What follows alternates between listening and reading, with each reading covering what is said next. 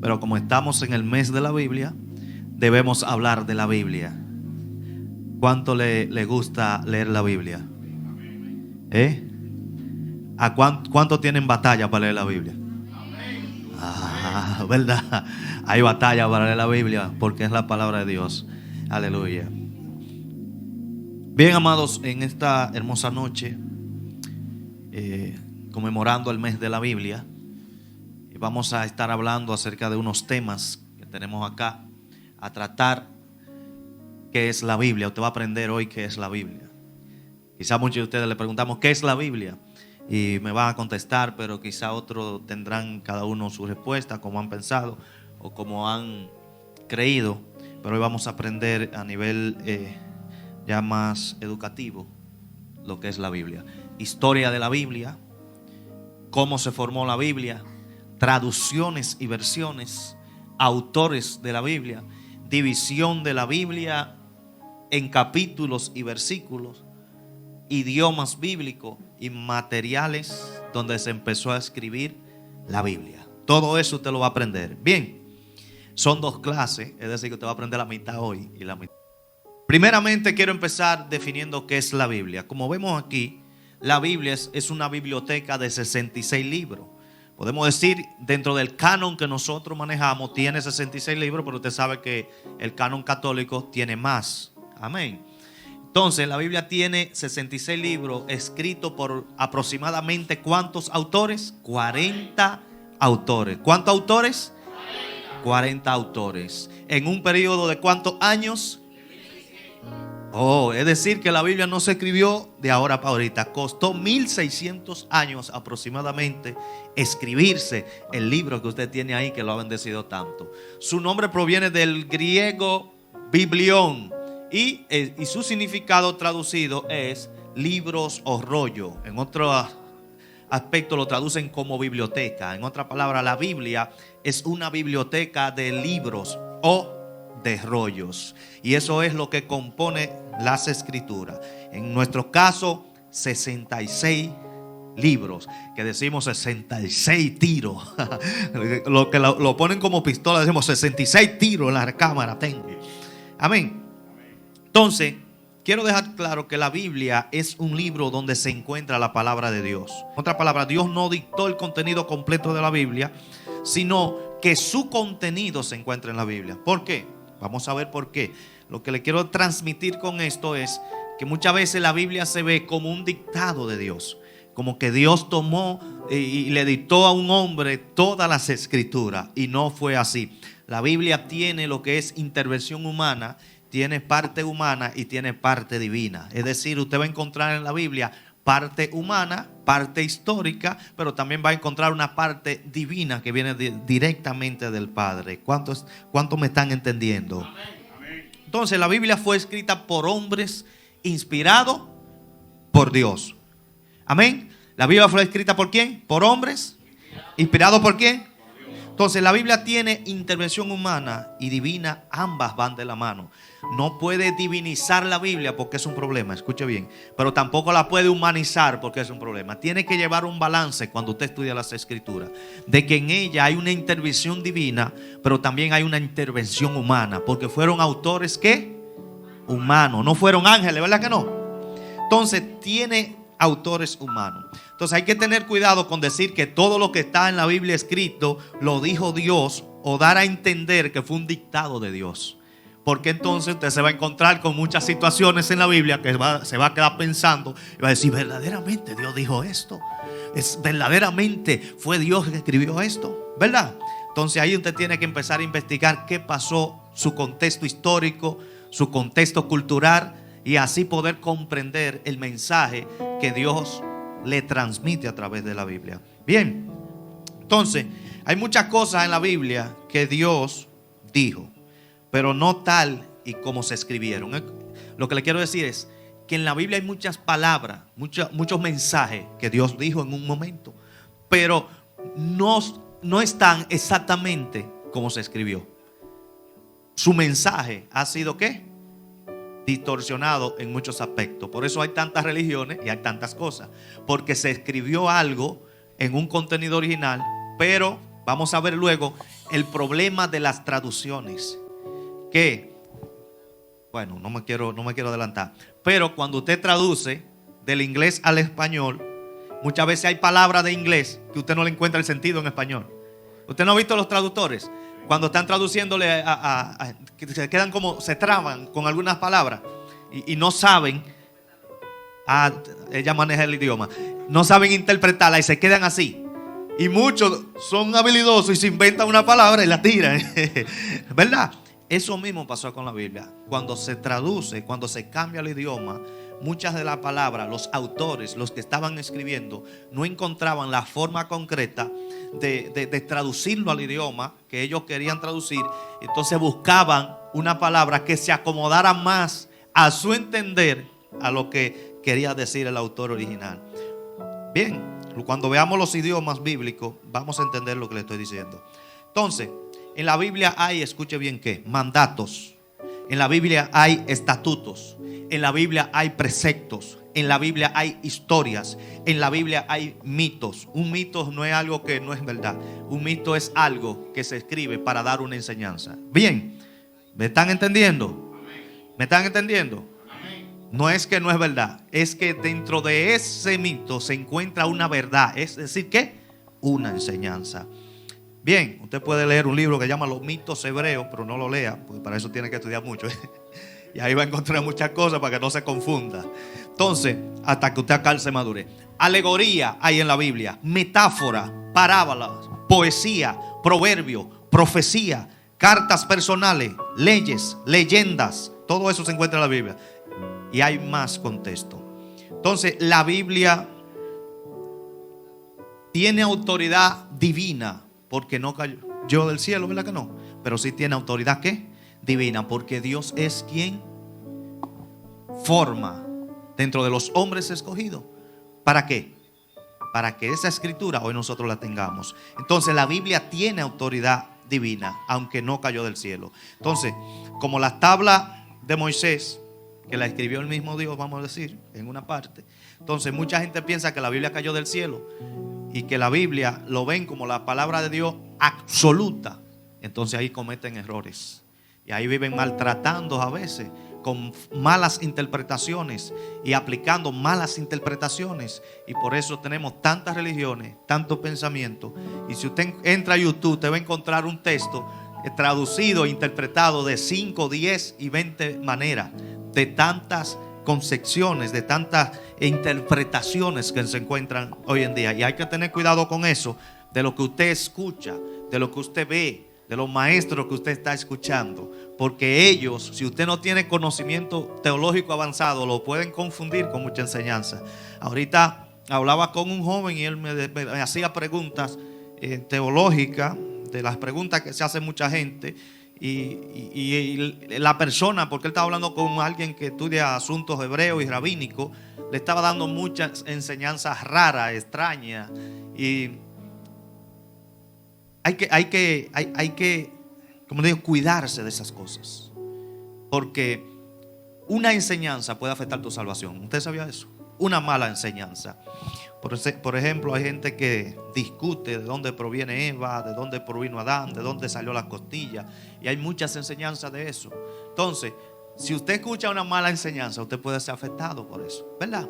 Entonces, siempre vaya donde alguien que estudia, que sea un maestro confiable, que usted pueda escuchar, para que no se confunda, porque hay mucha confusión en este tiempo. Propósito de la Biblia. Primero, guiar al hombre ¿a qué? ¿Cuál es el propósito de la Biblia? Guiar al hombre ¿hacia quién? Es el primer propósito. Segundo propósito, mostrar el camino de salvación ¿de qué? A la humanidad. Vamos con el tercer propósito, mostrar al hombre la voluntad ¿de quién? De Dios con la humanidad. Otro propósito, conducir al hombre a conocer ¿qué? La verdad. Otro propósito, guiar al hombre a una relación con el Eterno. Esos son los propósitos en resumen de la palabra de Dios. Si usted no encuentra ese propósito en la palabra, la está leyendo mal. Si a usted le enseñan una enseñanza que lo desvíe de ese propósito con la Biblia, le están enseñando mal. ¿Por qué? Porque el que te enseña algo debe encaminarte primero hacia Dios, debe encaminarte hacia la salvación, debe enseñarte la verdad de Dios y de Cristo, y debe enseñarte a que tú aumente tu relación con Dios. Si la enseñanza no está produciendo eso, es una enseñanza que debe ser evaluada, es una enseñanza que debe ser cuestionada, es una enseñanza que creo que no tiene propósito ni sentido. Amén. Entonces, formación del canon. Voy a entrar ahora a algo más profundo. El canon se produce, y sus traducciones: Torá, Pentateuco. ¿Cuáles son los Pentateucos? ¿Qué es el Pentateuco? ¿Qué es la Torá? Los primeros 5 libros. ¿Que escribe quién? Moisés. Se le atribuyen a Moisés. Se le atribuyen a Moisés, aunque no lo escribió todo él, porque ahí está hasta su muerte. Se supone que no lo escribió todo él, ¿verdad?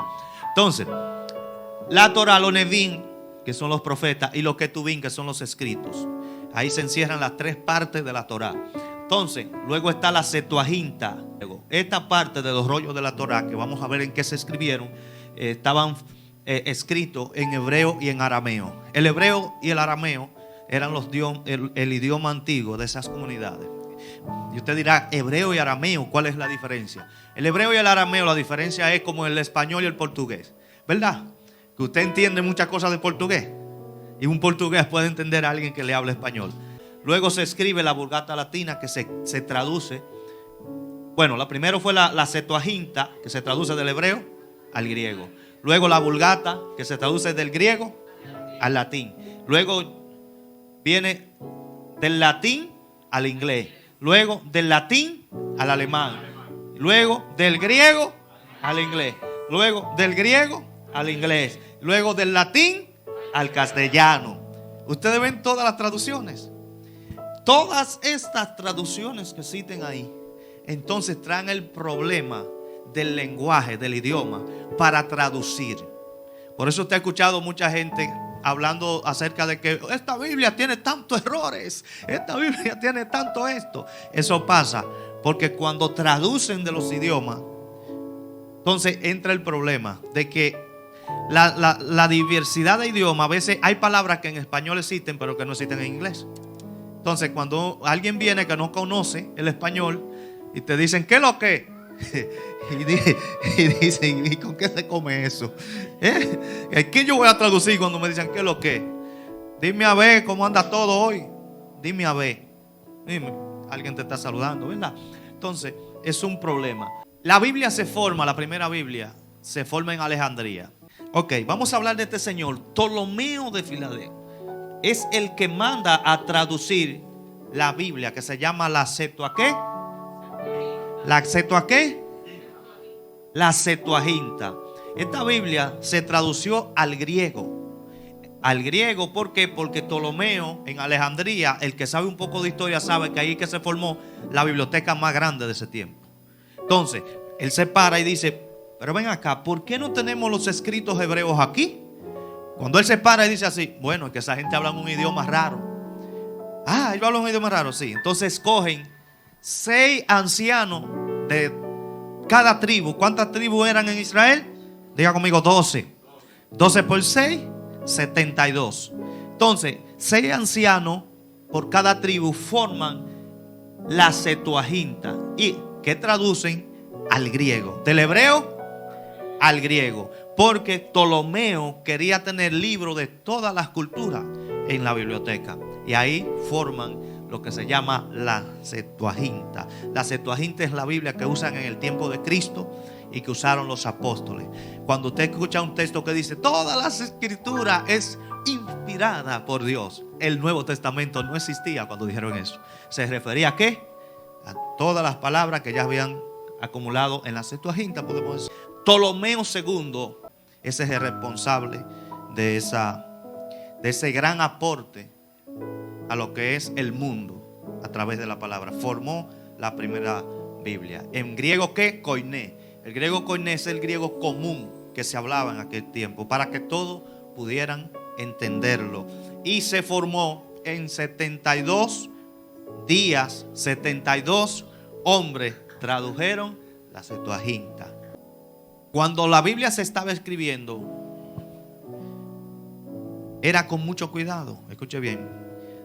Usted encontraba una palabra que se llama escriba. Los escribas eran los que copiaban, porque no había copiadora, ¿verdad que no? Entonces había que hacer copias, porque la Biblia se empezó a escribir en materiales. Uno de ellos era papiro, y eso no duraba como 5 meses. Entonces había que estar haciendo constantemente ¿qué? Copias. Entonces, para eso existían personas escogidas que se llamaban escribas. En el tiempo de Esdras, usted lo escucha, que tenían escribas. ¿Para qué? Para copiar las escrituras y que esas escrituras permanecieran durante el tiempo. Entonces, usaban material para escribir de pieles de animales, pero para sustituir el papiro. Pero esa piel de animales tenía que ser de un animal sagrado. Y usted dirá, ¿cuál animal sagrado? De lo que ellos tenían como sagrado. Y oiga, era tan fuerte que no podían usar cualquier hilo. Tenía que ser ¿qué? Un hilo sagrado para coser. Y también tenía que ser ¿qué? Una tinta sagrada, especial para eso. Entonces, cuando un escriba iba a escribir, oiga cómo era, tenía que pronunciar letra por letra y escribirla. Es decir, que decía Dios, decía de, pero fuerte tenía, de. Ellos no escriben Dios, pero vamos a decir Elohim. Después escribía. Lo. Después escribía. In. Después escribía. Dicen que para escribir una página duraban un mes, porque tenían que hacerlo de esa manera. Y si venían a asediar la ciudad, él tenía que quedarse ahí. Y a veces lo mataban ahí con las escrituras, no podía mandarse. Y si terminando cometían un error, el rollo tenía que volverlo a escribir, empezar de nuevo, porque no podía tener errores, porque es la escritura del Señor. Por eso, dentro del tiempo de Cristo, encontraban debajo de la sinagoga muchos rollos, porque no lo tiraban los rollos con errores. Ellos lo guardaban, tiempo de Cristo, en la sinagoga. Tenían parte donde guardaban esos rollos cuando los escribas cometían algún tipo de errores. Entonces, no se permitía ningún error dentro de las escrituras. Para escribir el nombre de Dios, escuche bien, tenían que usar pluma nueva para escribir el nombre de Dios. No se podía escribir el nombre de Dios con una pluma usada. Es decir, que había que comprar la nueva, apréndanse eso. Y tenían que lavar la pluma 7 veces para poder escribir el nombre de Yahweh. Entonces, en el 397 la iglesia romana, al parecer, vio tantos escritos diferentes en el concilio de Cartago, que incorporan los 26 libros del Nuevo Testamento. Entonces, en el 419 incorporan el Apocalipsis, que no fue aceptado en el primer canon. Entonces, los 27 libros del Nuevo Testamento en el concilio de Cartago, más 39 libros que fueron formados en el canon que tenemos hoy del Antiguo Testamento. Entonces, en el año 405, cuando Roma era imperio bien establecido, ellos entendían que el idioma sagrado era el latín. Oiga otro problema. Roma entendía ahora que el idioma sagrado era el latín. Entonces ahora hay que traducirle la Biblia a su idioma sagrado, porque ellos entendieron, no, ahora el latín es el idioma sagrado, todo el mundo tiene que hablar latín. Entonces ahí empieza ¿qué? La siguiente traducción. La misa, todo era en latín, y eso fue estratégicamente. Entonces aquí entra, cuando se traduce en el 405, la Vulgata Latina, le dicen. La Vulgata Latina, que es escrita por Eusebio Hierónimo, conocido también como Jerónimo de Stridon o San Jerónimo. Ese es el hombre que traduce al latín. Y entonces, ¿de dónde traduce él? ¿Del hebreo? No. ¿De dónde? Es decir, de una traducción a otra. Entonces, ahí ya hay problema. Se perdió ¿qué? Esencia. Porque él traduce de un idioma a otro. No tradujo del hebreo per se, del original. Entonces, como le mencionaba ahorita, eso era parte de los problemas que existían. Entonces, la Vulgata Latina se escribe bajo esa concepción. Luego llega este hombre, John Wycliffe. Apréndase ese nombre, John Wycliffe, que ese sí hay que aprendérselo. John Wycliffe se da cuenta de que la iglesia tradicional, que ya todos conocemos, enseñaba que lo que enseñaba no se parecía a las escrituras. Es decir, que ellos estaban enseñando, ese era un teólogo, estaban enseñando una cosa y las escrituras decían otra. Porque al estar en latín, solamente entendían ¿qué? Ellos. Y cuando tú tienes un idioma que solo lo entiendes tú puedes controlar la mente de los demás, porque los demás no entienden. Entonces, ¿qué es lo que dice la escritura? La tenemos en latín, en un latín refinado, nada más lo entendemos nosotros. Entonces, todos los que nos siguen van a escuchar lo que nosotros decimos. Es como en el campo, que nada más el padre leía la Biblia y todos los viejitos, amén, amén, amén, amén. Y María y José, y sigue la verdad, la verdad. ¿Por qué? Porque no tenían acceso a la verdad, no tenían acceso a las escrituras. Todavía ellos controlan los originales para que el pueblo no conozca muchas de las verdades. Nosotros tenemos una Biblia, escuche bien, la Biblia que usamos es más una Biblia concesionada del catolicismo que del hebreo para nosotros. ¿Usted sabía eso? Que aunque usted lo vea ahí, todas esa gente venían ya con una formación católica romana. Y de ahí que nace, desde los monjes que dieron grandes aportes, vienen ya con una programación y un control de las escrituras, que dicen mucho que hubo manipulación del texto. Amén. ¿Para qué? Para concesionarlo a lo que ellos querían. Pero ese no es el tema ahora. Entonces, John Wycliffe fue que tradujo del latín al inglés. En el 380 tradujo el Nuevo Testamento, no la Biblia completa. Y en el 382 terminó el Antiguo Testamento. Entonces, cuando la gente empezó a leer la Biblia de John Wycliffe, se dio cuenta de que lo estaban engañando. Entonces, porque cuando tú tienes acceso a la verdad, ¿qué hace la verdad? La verdad te da luz y tú te das cuenta del engaño que la gente te está dando. Entonces eso le trajo un problema al sistema. Cuando la gente conoce la verdad, el sistema se asusta. Por eso Jesús tenía problemas, porque el sistema estaba corrompido. Jesús vino ¿con qué? Con la verdad. Por eso Pablo tenía problemas, porque el sistema estaba corrompido. ¿Y él vino qué? Con una verdad a confrontar. El que porta la verdad, lamentablemente, va a ser confrontado. El sistema va a estar inquieto cuando tú te pares delante de él, porque es que tú no vas a apoyar lo que ellos dicen cuando tú conoces la verdad.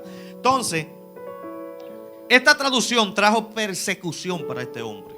Entonces, estaban tan enojados ellos que 40 años después sacan el cuerpo de la tumba de Wycliffe, lo colgaron y lo quemaron, dando un mensaje para los que quisieran volver a hacer lo mismo. Un sistema que estaba controlando todo. Bien, si usted luego estudia la religión y el cristianismo en el tiempo romano, se dará cuenta de muchas cosas. Persiguieron a todo el que tenía una Biblia en inglés, porque ellos decían que el idioma sagrado era el latín. Decían esto porque casi no lo entendía nadie. Y si nadie lo entiende, tú tienes la capacidad de controlar a todo el mundo. Ven para explicarte, sí, pero tú con una mente corrompida explicando un texto, una verdad, ¿qué va a hacer? Va a controlar. Entonces la información es poder. Y como ellos controlaban la información, podían manipular al pueblo.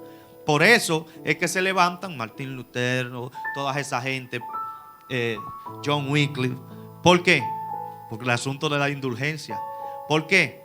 Porque estaban diciendo que para tú salvarte tenías que pagar, y con tú pagar ya tú eras salvo. Entonces estaban vendiendo un tipo de contenido de evangelio, de cristianismo, que no era el que la escritura estaba diciendo. Y cuando ellos vienen y le dan la verdad, el pueblo despierta y dice: no, pero es mentira, yo no tengo que pagar nada. Y cuando yo peque, cuando yo dé 2,000, ya fui perdonado y puedo seguir hacia adelante. Oh, qué bueno, qué tiguerazo, que cada vez que un cristiano pecaba, ay, vamos a ponerlo en este tiempo: pastor, pequé, agarre esos 2,000 ahí para yo ser perdonado. Wow, y el pastor: sí, hijo mío, fuiste perdonado, sigue tu vida. Y mañana viene con otro pecado: no, hijo mío, ese pecado cuesta 3,000. No. Sí, y cuando venga esta semana: manito, y esta semana no pecó. Entonces había todo un tigueraje en el sistema romano religioso, para controlar a la gente. Entonces, eso trajo consecuencias a todo el que se levantaba en contra de lo que ya ellos tenían establecido. Y ahí viene otra persona que muchos conocen.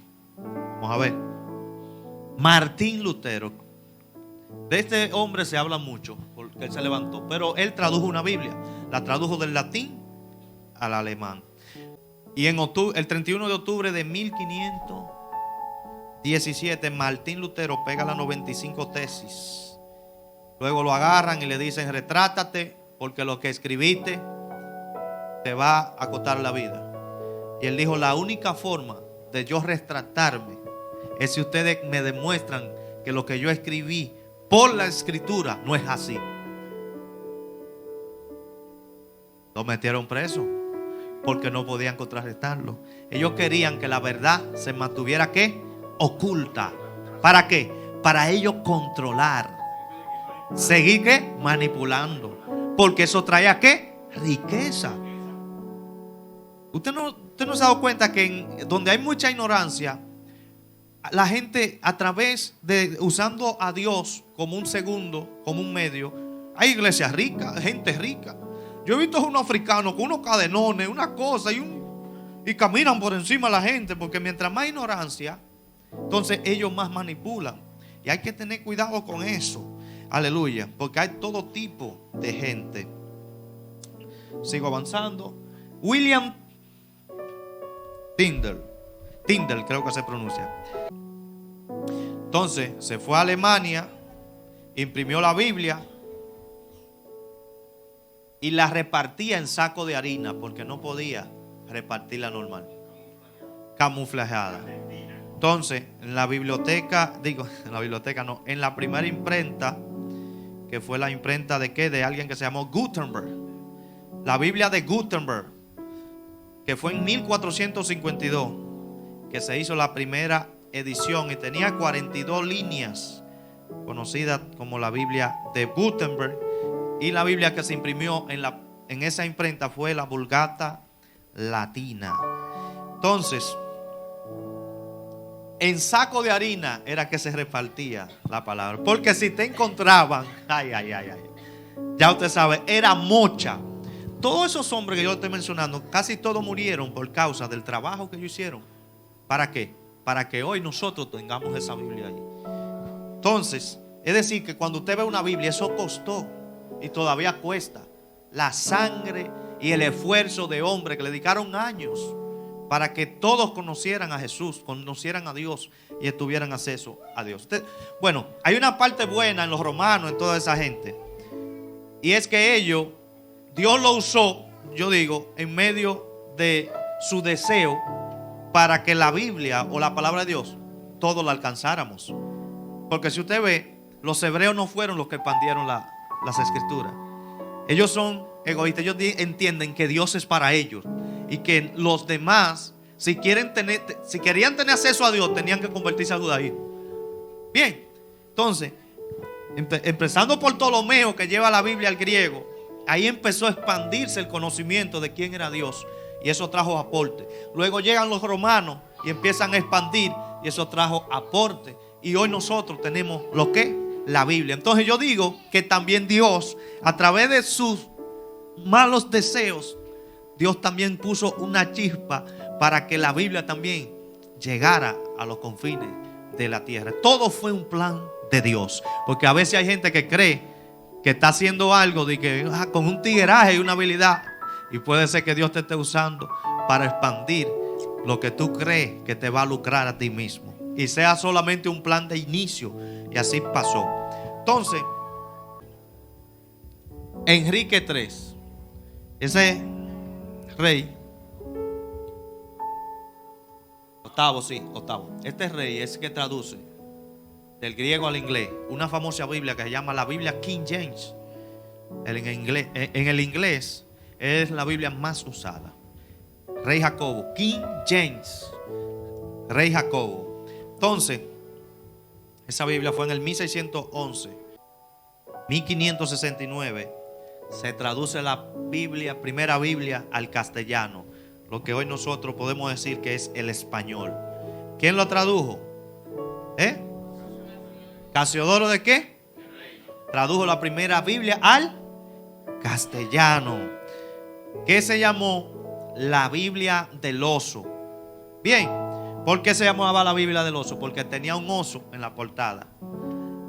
Los masoretas, escuche bien, los masoretas eran los sustitutos de los primeros copistas, pero ya ellos están un poco más adelante. Los masoretas sustituyen a los soferín. Y masoré significa tradición. Entonces masoreta significa los que guardan la tradición. Ellos eran judíos que se encargaban de copiar las escrituras, pero eran muy estrictos con lo que copiaban.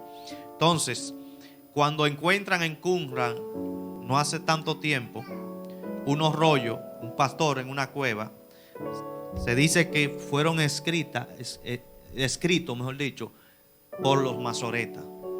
Los masoretas lo escribieron y lo ocultaron. Lo bueno es de los rollos de Qumran que evidencian, porque tienen casi el libro de Isaías completo, que la escritura que tenemos es verdadera. Exacto. Sí, exactamente. Entonces, esos rollos se dice que lo escribieron los masoretas y lo escondieron ahí. Masoreta significa los que guardan ¿qué? ¿La qué? ¿Qué es lo que significa masoreta? Los que guardan. Se lo repito porque quiero que se le quede. Entonces, los soferín, que eran los escribas o copistas, fueron los que copiaron la Taná. Sin embargo, los masoretas fueron los que le pusieron ¿qué? Vocales a la palabra, porque el hebreo no traía vocales ¿qué? Y consonantes. El hebreo no traía nada de eso. Bien, entonces ellos son los que componen y le agregan esa parte más adelante a lo que es las escrituras. Aleluya. Masoreta. Yo sé que no se le va a olvidar esa palabra. Entonces, Stephen Langton introdujo la división de la Biblia en capítulos. ¿Por qué? Porque la Biblia era, usted agarraba un libro y eso seguía recto de aquí a Santiago. No se paraba ni que Bonao, no, eso era recto de aquí a Santiago. Ni que aquí está Bonao, después va La Vega. No, eso era voy para allá. No se sabía ni que era Bonao ni que era La Vega, por poner un ejemplo. Es que es fácil leerla hoy, pero eso costó mucho tiempo de grandes hombres que dieron grandes aportes para que hoy nosotros tengamos la Biblia. Los masoretas también le agregaron las vocales, los acentos y marcaciones sobre el canto del texto y notas marginales. Todo eso lo hicieron los masoretas. Entonces, toda la división de versículos fue introducida en el siglo XVI mediante el trabajo de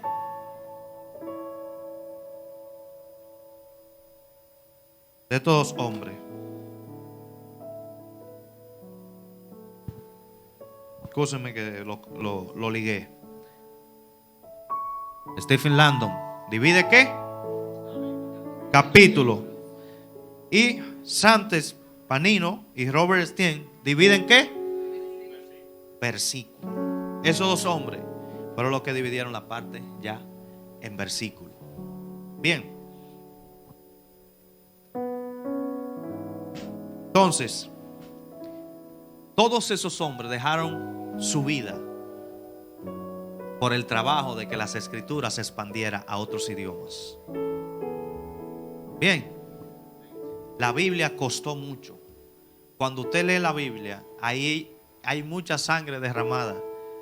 Hay muchos sueños que se dejaron. Hay muchas noches que no se durmió por el simple hecho de escribir esa escritura. Usted no sabe las horas que duraban en ese tiempo para copiar un rollo, los días y el riesgo que costó mantener los rollos. Porque llegó un momento, usted sabía, que mandaron a quemar todo. Todo lo que existía de los rollos había que quemarlo. Entonces, mis amados, los próximos temas son materiales donde se empezó a escribir la Biblia. Muy interesante, que se lo voy a detallar. Principales escritos de la tradición judía. Los principales obras del Midrash. Cómo se divide la Biblia. Ahí vamos a hablar un poco de la división. Y un poco de reglas de interpretación. Por esta noche hemos terminado. Y le doy las gracias por escuchar.